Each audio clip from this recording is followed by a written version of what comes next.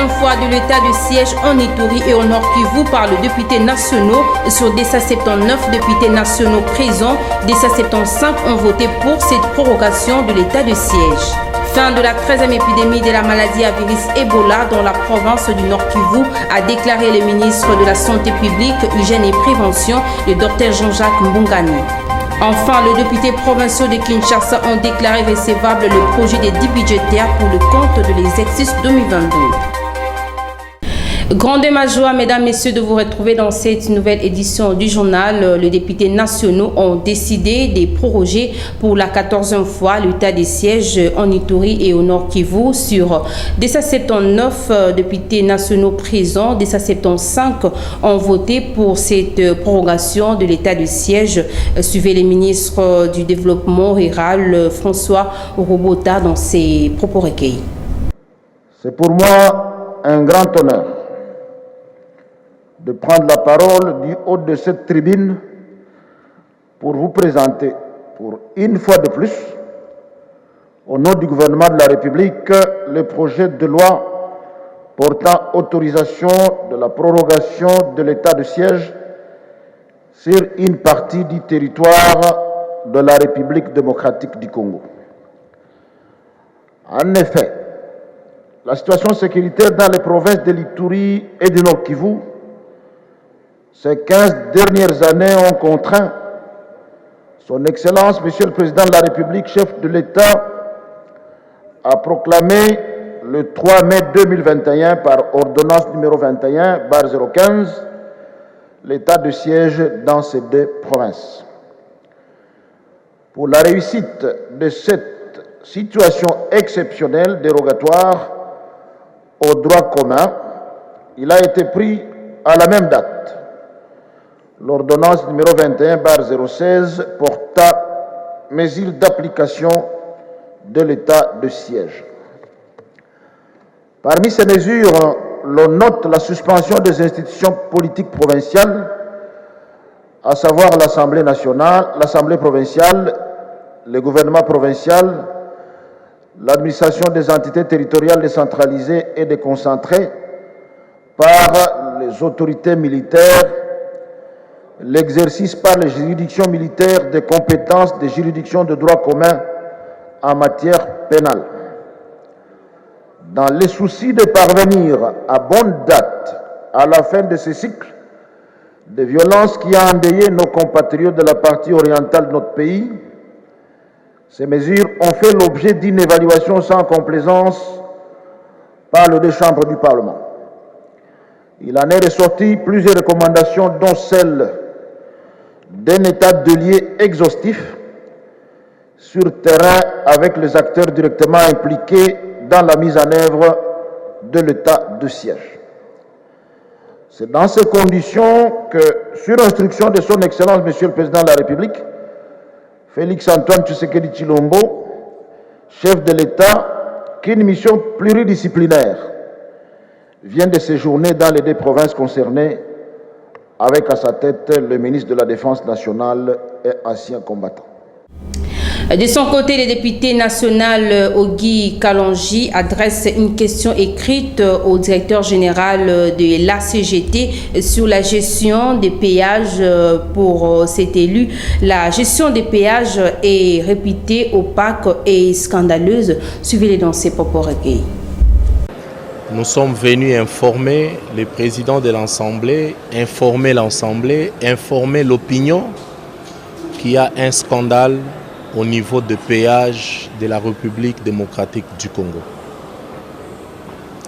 Est-ce que nous devons dire que c'est un scandale bien organisé? C'est ce que nous saurons dans les jours à venir. La question que nous venons de déposer tout à l'heure, selon les informations à notre possession, nous avons plusieurs péages en République démocratique du Congo, plusieurs. Mais ces péages ne profitent pas au peuple congolais. C'est vrai, on va nous dire qu'il y a les gens qui ont aidé la République à construire des routes, chose que j'admire, que je soutiens. Mais lorsqu'il s'agit d'un partenariat public-privé, nulle part au monde, on a fait une concession de 100%. C'est-à-dire, ils construisent nos routes et puis ils prennent le 100% des revenus. C'est impossible. Nous avons demandé pourquoi le pays n'a pas gardé un pourcentage quelconque. 30%, 40%. Ces contrats ont été signés pour une durée de 10 ans et d'autres sont renouvelés automatiquement.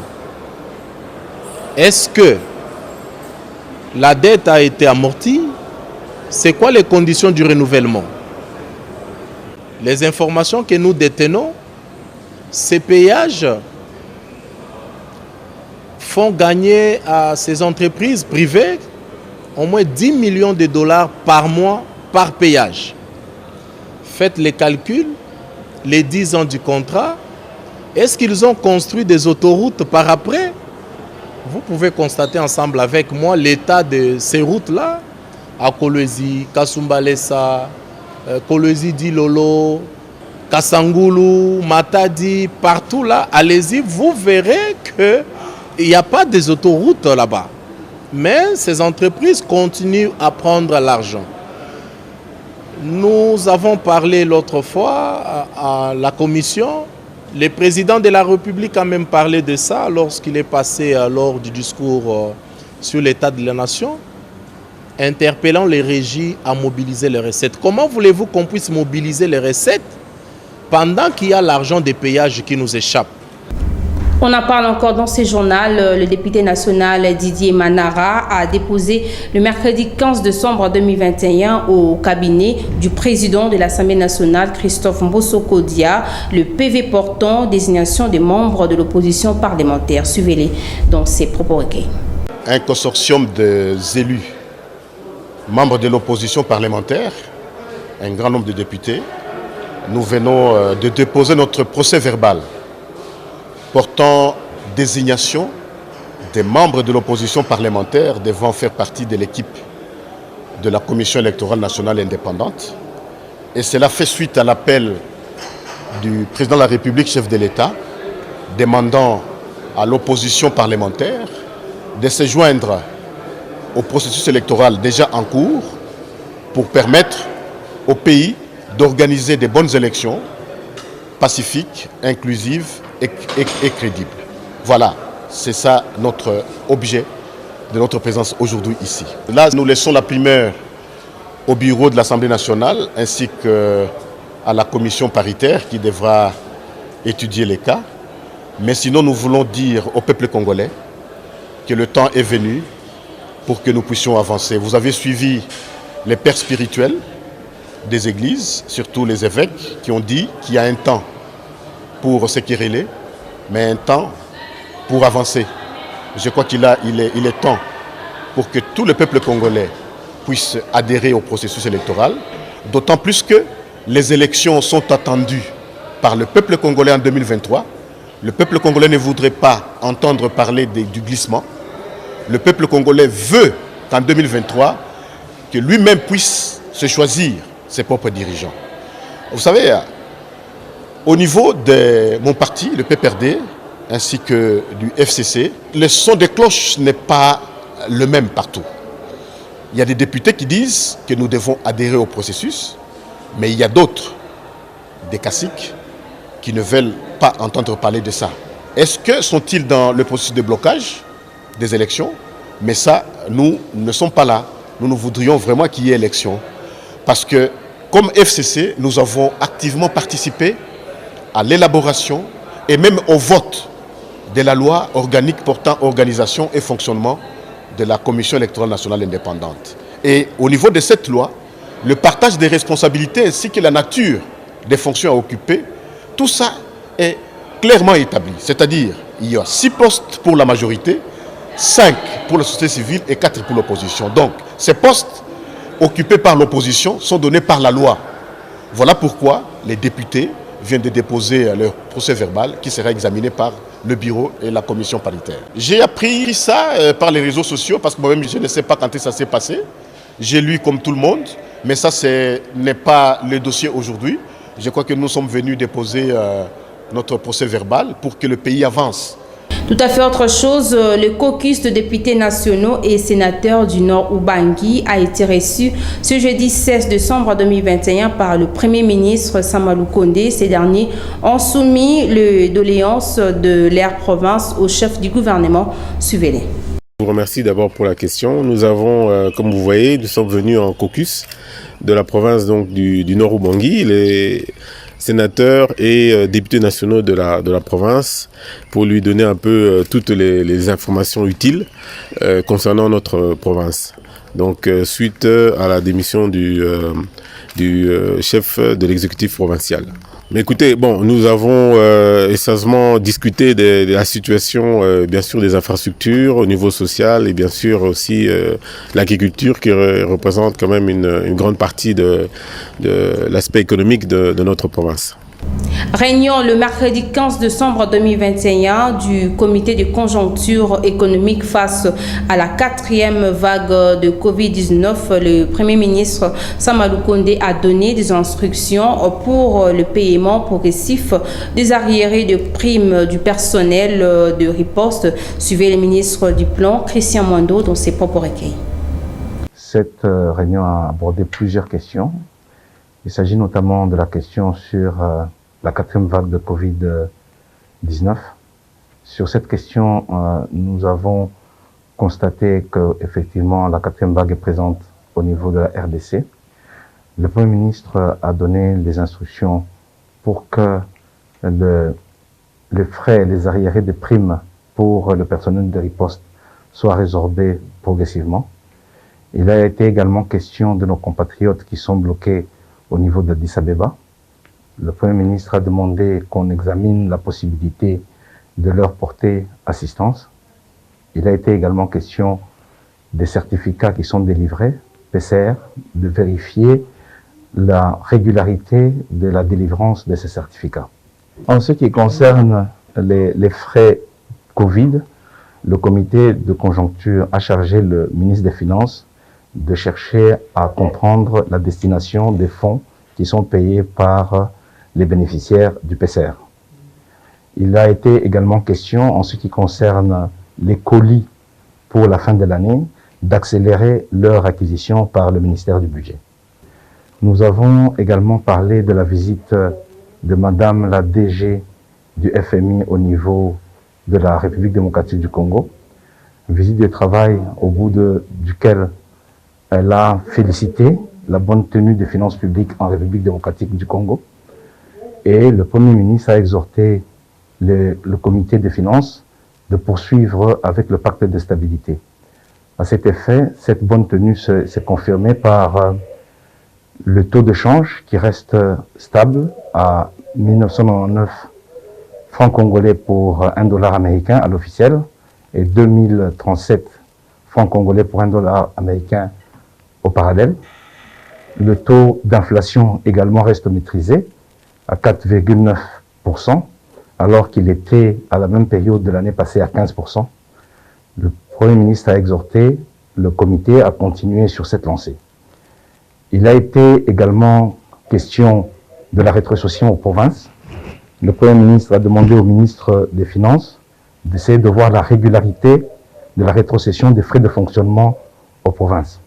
Enfin, la ministre de Travail et Prévoyance sociale a présenté les éléments concernant le processus d'identification des expatriés. Le ministre de la Santé publique, Hygiène et Prévention, le Dr Jean-Jacques Mbongani, a déclaré officiellement la fin de la 13e épidémie de la maladie à virus Ebola dans la province du Nord Kivu. Suivez le Dr Jean-Jacques Mbongani dans cet extrait choisi pour vous par Ginette Pézon. En ce jeudi 16 décembre 2021, après 42 jours de surveillance renforcée, sans nouveau cas confirmé, et selon le protocole OMS, je suis heureux de déclarer solennellement la fin de la 13e épidémie de la maladie à virus Ebola dans la province du Nord Kivu, en République démocratique du Congo, qui aura duré 2 mois et 9 jours. Je remercie particulièrement la division provinciale de la santé du Nord Kivu, les experts du niveau national, ainsi que les équipes locales qui qui ont œuvré sans relâche pour l'obtention de ce résultat. Je salue singulièrement l'engagement des acteurs de la zone de santé de Béni, à qui je présente, au nom du gouvernement, mes vives félicitations ainsi que la reconnaissance de toute la population congolaise pour avoir suspendu leur grève en vue de riposter contre cette épidémie et à ses bons et loyaux services rendus. Je ne saurais ne pas remercier les prestataires de soins de première ligne, les relais communautaires, ainsi que les cadres nationaux et provinciaux qui ont donné de leur savoir et engagement pour venir à bout de cette épidémie, parfois au péril de leur vie. La victoire de cette épidémie tient aussi aux acquis de la 10e épidémie de la maladie à virus Ebola, mais également de la résultante de la coopération internationale à travers nombreux de nos partenaires qui ont apporté l'appui technique et financier à cette réponse à la résurgence. Chers compatriotes, seule la zone de santé de Béni, sur les 17 que compte l'antenne de Butembo, a été affectée avec un total de 3 aires de santé touchées sur 19. Un total de 11 cas, dont 8 confirmés et 3 probables, a été notifié avec au total 9 décès, soit une létalité de 82%. Signalons que sur les 3 personnes qui ont été admises et mises sous traitement dans le centre de traitement Ebola, un seul décès a été déploré, soit un taux de guérison de 66,7%.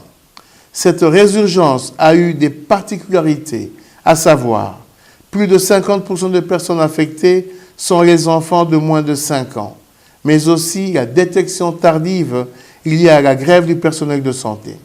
C'est l'occasion pour moi d'exprimer, au nom du gouvernement, toute ma compassion et mes condoléances les plus attristées à toutes ces familles qui ont perdu des êtres chers. Booster la lutte contre le VIH-Sida, c'est dans ces cadres que la vice-ministre de la Santé publique, Hygiène et Prévention est en séjour dans la ville de Goma, dans la province du Nord Kivu. Ainsi, je vous invite à suivre la vice-ministre de la Santé publique, Hygiène et Prévention au micro de Ginette Pezo, une fois de plus. Comme vous le savez, la santé, c'est l'une des grandes priorités de son Excellence, Monsieur le Président de la République. J'ai cité Félix Antoine Tshisekedi Tshilombo, qui ne ménage aucun effort pour assurer la santé à la population. Et là, nous avons une très grande activité par rapport à la lutte contre le VIH-Sida.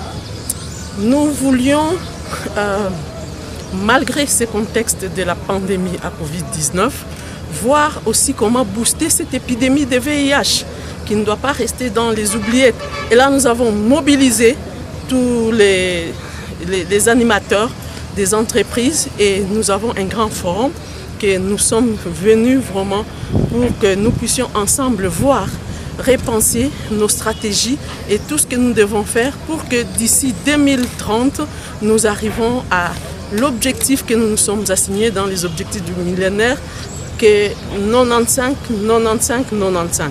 Et les 95, c'est-à-dire 95% de la population doit connaître sa sérologie par rapport au VIH. Et les 95% des cas positifs doivent avoir accès au traitement. Donc c'est un peu dans ce sens-là que je suis arrivée à Goma. C'est pour booster, pour accompagner les acteurs, de sorte que ensemble nous puissions bien mener cette lutte contre le VIH-Sida.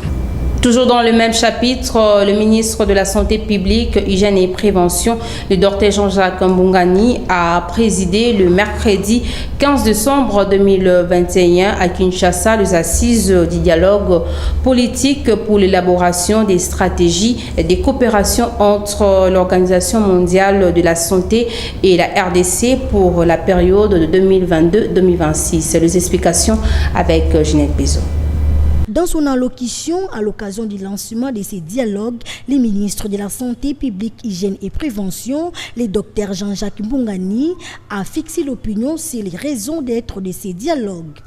Pour moi, un plaisir de prendre la parole à l'occasion de l'ouverture du dialogue stratégique avec l'Organisation mondiale de santé pour l'élaboration de la nouvelle stratégie de coopération pour la période 2022-2026. Le programme de coopération entre l'OMS et la RDC pour la période 2017-2021 arrive à terme. Le processus d'élaboration d'un nouveau programme 2022-2026 est lancé en vue de faire avancer l'agenda de la couverture santé universelle pour laquelle le pays vient d'adopter, sous l'impulsion du président de la République, chef de l'État, M. Félix-Antoine Tshisekedi Tshilombo, un plan stratégique pluriannuel pour que l'ensemble de la population de la RDC ait accès aux services et soins de santé de qualité, et ce, sans que leur coût n'entraîne des difficultés financières pour les usagers. Au cours du lancement de ces assises du dialogue politique pour élaboration de la stratégie de coopération entre l'Organisation mondiale de la santé et la République démocratique du Congo pour les comptes de la période 2022-2026, le docteur Jean-Jacques Mbongani a donné aux participants les orientations. Signalons que c'est par vidéoconférence que le ministre de la Santé publique, Hygiène et Prévention a lancé les travaux de ces dialogues organisés par l'OMS et marquant de la présence du secrétaire général de la Santé et plusieurs autres responsables des directions du programme du ministère de la Santé. Je l'ai annoncé au sommet à l'Assemblée provinciale de Kinshasa. Les députés provinciaux ont déclaré recevable le projet des 10 budgétaires pour le compte de l'exercice 2022, un budget fixé à près de 500 millions de dollars américains, soit 19,64% d'augmentation comparativement au précédent. C'était au cours d'une séance plénière tenue le mercredi 19 décembre 2021, présidée par Godin Poyi, président de cet organe délibérant. Reportage signé par Ginette Bezo et Gianni Menga. L'Assemblée provinciale de Kinshasa a jugé recevable le projet du budgétaire, l'exercice 2022 présenté par le gouverneur de la ville-province de Kinshasa, Jean-Tiningo Bilambaka, le mercredi 15 décembre dans la soirée. C'était au cours de la plénière présidée par Godin Poyi, président de cet organe délibérant. Si je pose la question de savoir si nous pouvons déclarer recevable le projet de sous-examen, ils sont faux. Il est relatif au budget de la ville de Kinshasa et il sera transmis à la commission économique et financière pour examen approfondi. D'abord, Jean-Tiningo Bilambaka a présenté le projet du budgétaire 2022 aux élus de Kinshasa avant de suivre attentivement leurs préoccupations. Ce projet de budgétaire rectificatif traduit notre respect et notre volonté de transparence vis-à-vis de notre représentation provinciale.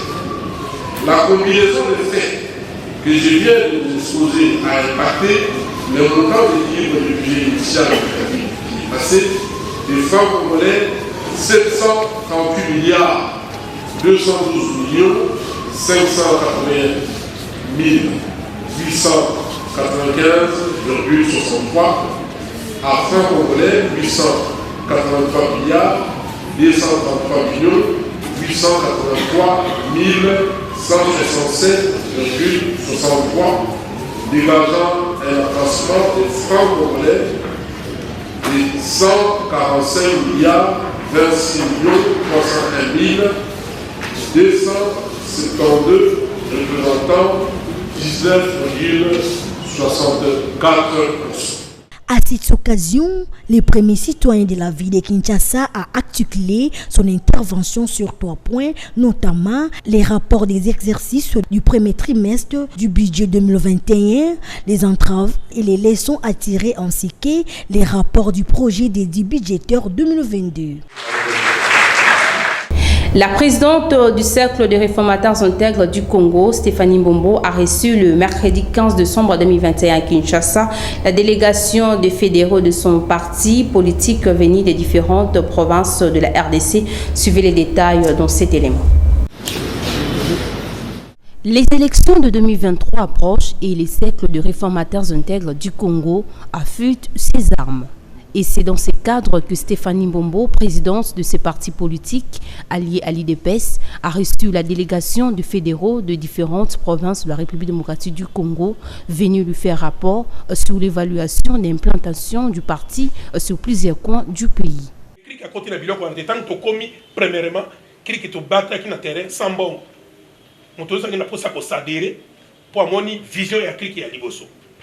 Je pense que nous sommes dans le Kwilu, nous sommes en train de se préparer pour les élections à venir qui se pointent déjà vers l'horizon pour 2023.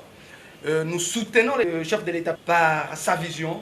Nous soutenons aussi notre présidente pour faire face aux élections à venir. Stéphanie Mbombo a été sur tout le front afin d'abattre un travail de titan pendant 12 mois. Voilà ce qui justifie la présence des élus du peuple aux côtés de cette grande dame, accompagnée de leur base, question de marquer leur adhésion au sein du cercle des réformateurs intègres du Congo. L'occasion faisant les larrons, Stéphanie Mbombo est revenue sur ce qui a été l'objectif de cette journée. On est très contents. C'était un parti qui est représentatif au niveau national. Et tous les fédéraux qui ont fait les déplacements de leur province jusqu'ici, nous avons eu l'Équateur, nous avons eu Beni, nous avons eu le Kasaï central de Kananga, nous avons eu le Bandundu, et nous avons eu la Chopo. Nous avons eu à échanger avec eux, voir comment est-ce qu'ils évoluent bien sur le terrain, et surtout de voir comment mettre en place les stratégies déjà pour 2023, qui est à l'horizon, ce pourquoi nous travaillons tous. Et aussi, nous étions honorés d'avoir les honorables députés qui sont venus en solidarité pour soutenir le parti, mais surtout amener l'adhésion massive de leur base. Parce qu'ils ont compris que nous devons aller vers une majorité pure. Nous insistons, pourquoi pure? Une majorité qui sera 100% derrière le président de la République, pour que, dès le premier de son investissement, avec la confiance que le peuple congolais va renouveler en lui ses mandats, il faut rappeler que le président de la République, M. Antoine Tshisekedi Tshilombo, est le candidat de CRIC pour 2023. La confiance qu'on va le renouveler, déjà dès le day one, comme on dit en anglais, qui commence à mettre en œuvre les réformes nécessaires et les programmes de gouvernance que le peuple attend tant depuis qu'il a été au pouvoir. Pour rappel, CRIC signe et persiste de soutenir la candidature de Félix Antoine Tshisekedi Tshilombo à la présidentielle de 2023. Pour clôturer cette édition du journal, le quartier Matadi dans la commune de Bumbu connaît depuis un temps relativement long un problème en desserte en eau potable.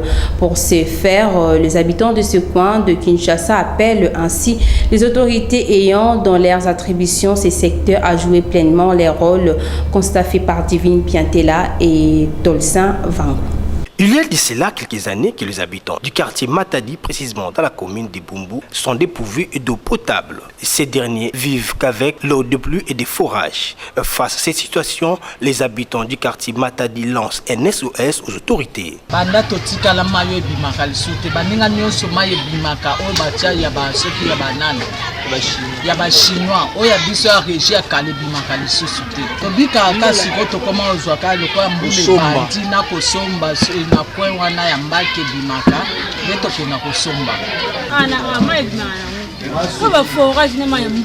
Il revient aux autorités compétentes de faire quelque chose pour trouver la solution concernant la pénurie d'eau dans ce coin de la capitale, car l'eau, c'est la vie. Mesdames, Messieurs, nous sommes arrivés à la fin de cette édition du journal. À présent, je vous rappelle le principal titre.